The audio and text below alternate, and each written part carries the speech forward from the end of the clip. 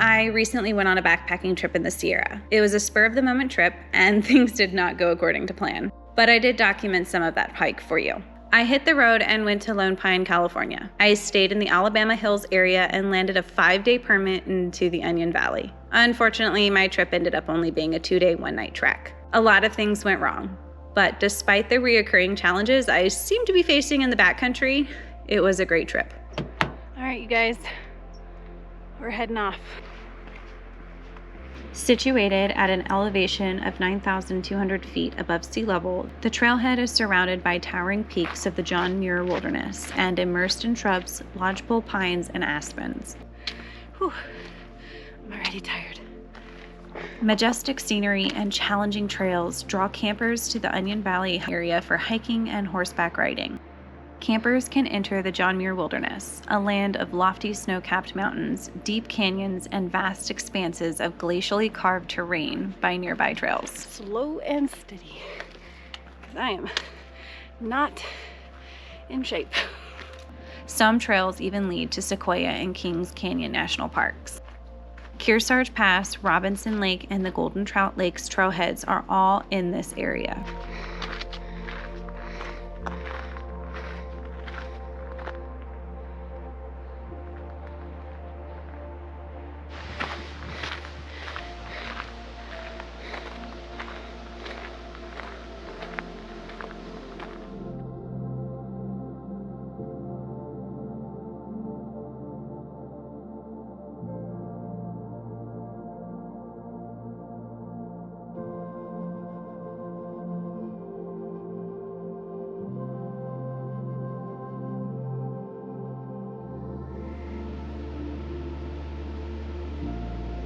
Well, it's starting to sprinkle. And I cool off. My sweat makes me cold. So I have to be mindful of that.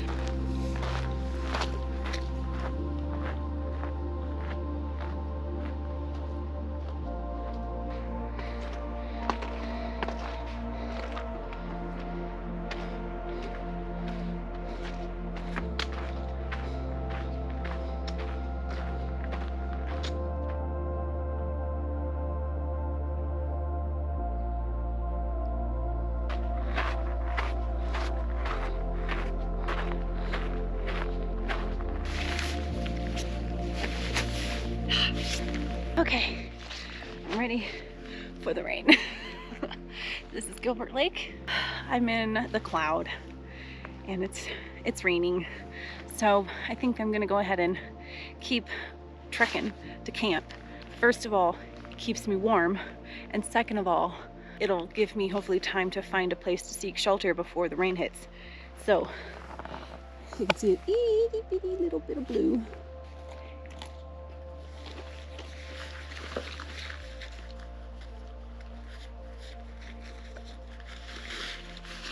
Very large tree.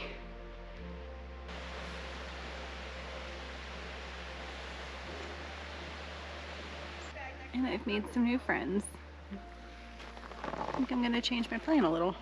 I met 2 amazing ladies named Shauna and Becky. They let me hike most of the first day with them, and had I not exhausted myself that day, I would have continued on with them for a few days. They were such an inspiration. Talking to them about life and learning about their perspectives really encouraged me.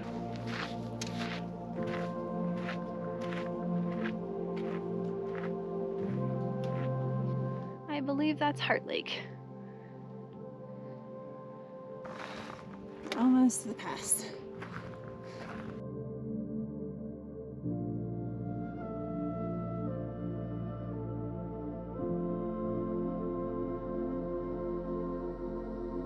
The weather had started to come in earlier that day, and we were hiking in and out of the clouds.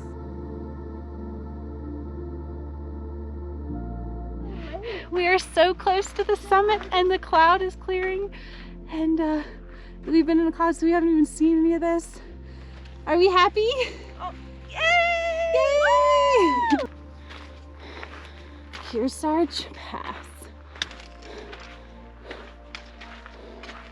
Oh. Views were pretty much non-existent, but the moment we made it to the pass, The clouds opened and we looked into the valley for the first time. We made it to Kearsarge Pass together. This one was a huge milestone for both of them, so sharing their joy in that moment made it so much more special.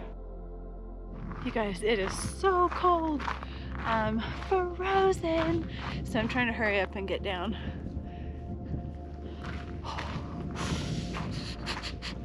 We stayed up top for a while, but the weather started to come in, so we packed up and started the descent. The freezing rain started to soak through my layers, and I found myself shaking uncontrollably. We made it to the junction to Kearsarge Lakes, and they planned to hike for another 3 miles. I really wanted to join them, but I knew I needed to get warm. These conditions could have easily led to hypothermia. So I said my goodbyes, we exchanged numbers, and they continued on to Mount Whitney. I can't wait to hear all about their epic adventure. That night I did not sleep well. My body hurt, I couldn't get warm despite being in a 0-degree quilt, and everything was wet.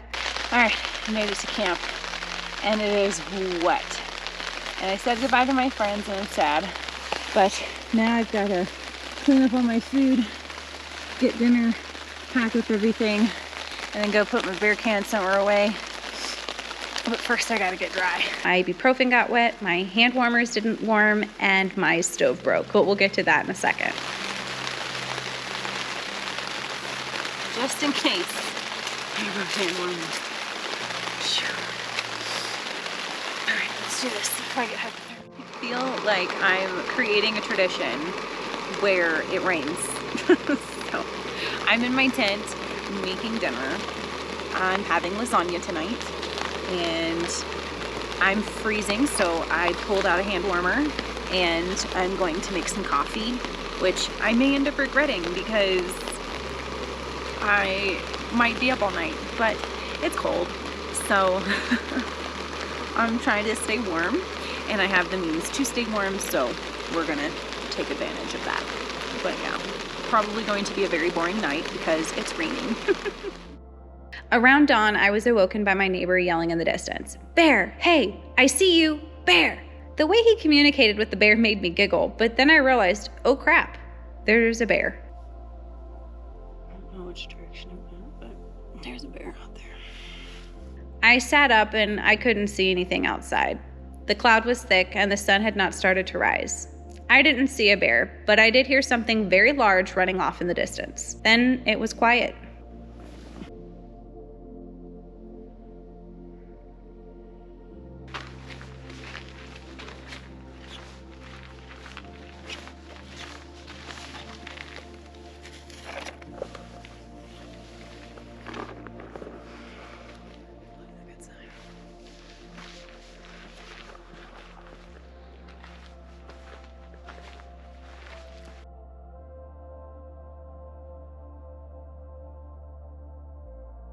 The sun went away and tried to come out, but it's hiding again. Alright, so the cloud has come back, but we have a problem. My pocket rocket, I think, has finally bit the dust. I'm all packed up. Got all my trash, all my stuff, and the sun is trying to creep out the path, but slowly but surely.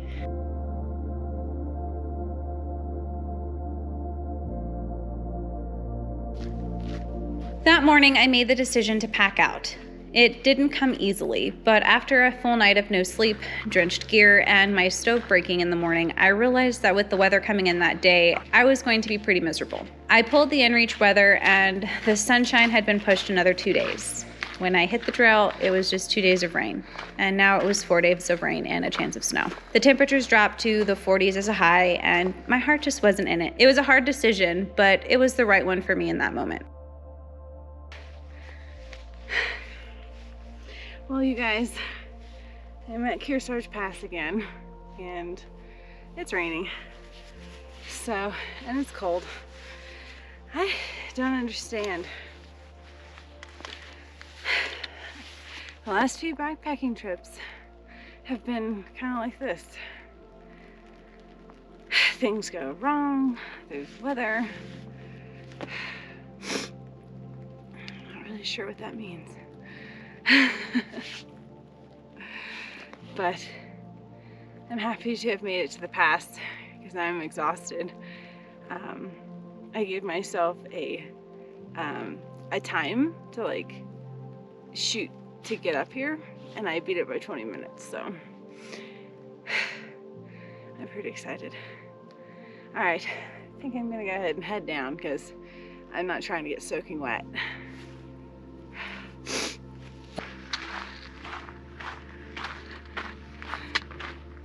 I think I'm gonna call my backpacking trips the hikes with no views because it's been this way the last few times. I finally made it to the pass, and it was socked in. I couldn't even see the rocks next to the sign. On the descent, I started seeing people. Some were happy, some were a little discouraged. I did my best to uplift everyone I saw because I know how challenging it is to go uphill in those conditions. I met a lot of nice people on the way down, and even talked to one who was hiking the Ray Lakes Loop again after doing it once in 1989. I met another gentleman who was celebrating his 75th birthday. I really got a lot out of this hike. I didn't expect these encounters, and it reminded me that life is precious and to not take advantage of time.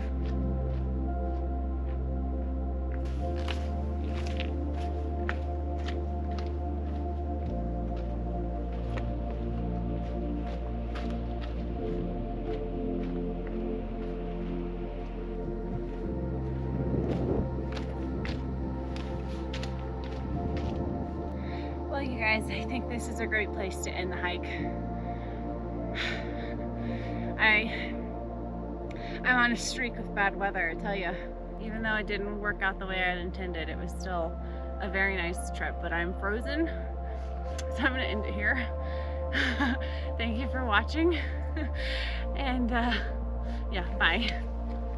However, the fun continued. I started the drive back to Southern California, and it started to pour. The amount of rain in such a short amount of time caused significant flash flooding.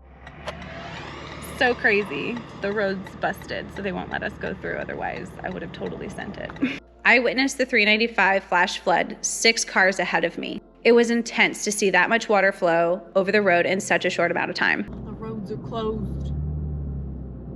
I pulled off and hobbled to the flood and talked to a guy who was assessing the situation. The cops had been called, so now we waited. After a few minutes, the water did eventually start to die down, but it was still flowing fast and it was knee deep. We all grabbed a few boulders and tried to clear a path, and then the police showed up. A few people made it through, and I plan to be one of those because have you seen Chalupa? Well, every entrance and exit is closed, so we're just gonna go into the mountains and... But unfortunately, a not-so-fun cop ruined the fun for me, so I couldn't go through. I was routed to go around the lake, but the flash flooding in Death Valley was worse than the 395. North, south, and eastbound were closed. I was stuck. Hotels were booked, but thankfully I was able to land a bed in a hostel in Lone Pine, and I had it to myself. It has been a heck of a few weeks, and I'm exhausted. Regardless, I'm thankful for the challenges I face. It teaches me perspective and reminds me that life can always be worse.